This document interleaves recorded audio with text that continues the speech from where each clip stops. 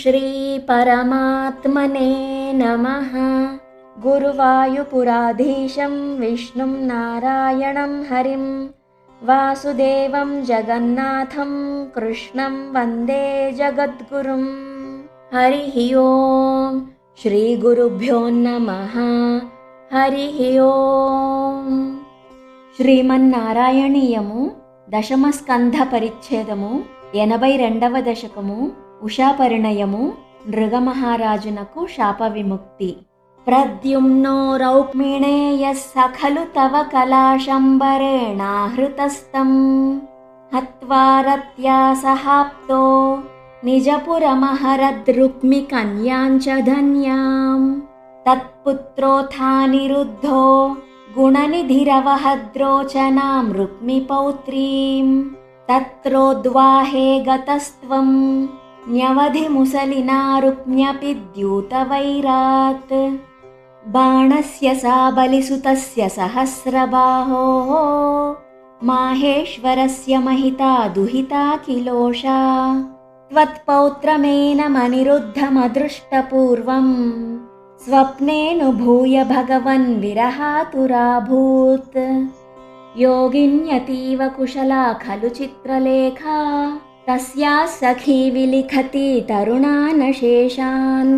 तत्रानिरुद्धमुषया विदितं निशायाम् आनेष्टयोगबलतो भवतो निकेतात् कन्यापुरे दयितया सुखमारमन्तम् चैनं कथञ्चन बबन्धुषि शर्वबन्धौ श्रीनारदोक्ततदुदन्तदुरन्तरोषैः त्वं तस्य शोणितपुरं यदुभिर्न्यरुन्धाः पुरीपालः शैलप्रियदुहितृनाथोऽस्य भगवान् समं भूतव्रातैर्यदुबलमशङ्कं निरुरुधे महाप्राणो बाणो झटिति युयुधानेन युयुधे गुहः प्रद्युम्नेन त्वमपि पुरहन्त्रा जघटिषे निरुद्धाशेषास्त्रे मुमुहुषितवास्त्रेण गिरिशे द्रुता भूता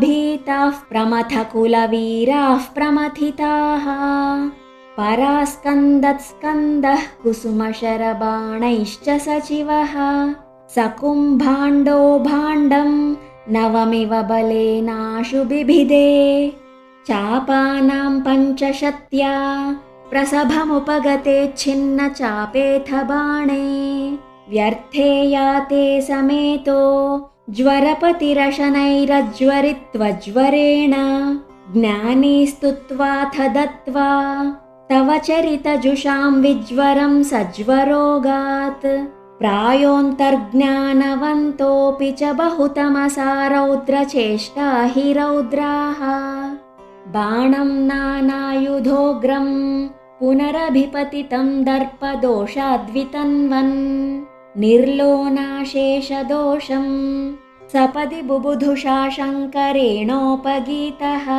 तद्वाचाशिष्टबाहुद्वितयमुभयतो निर्भयं तत्प्रियन्तं मुक्त्वा तद्दत्तमानो निजपुरमगमः सानिरुद्धः सहोषः मुहुस्तावच्छक्रं वरुणमजयो नन्दहरणे यमं बालानीतौ दवदहनपाने निलसखं विधिं वत्सस्तेये गिरिशमिह बाणस्य समरे विभो विश्वोत्कर्षी तदयमवतारो जयति ते द्विजरुषाकृकलासवपुर्धरं नृगनृपं त्रिदिवालयमापयन् निजजने द्विजभक्तिमनुत्तमाम् उपदिशन् पवनेश्वर पाहि मां।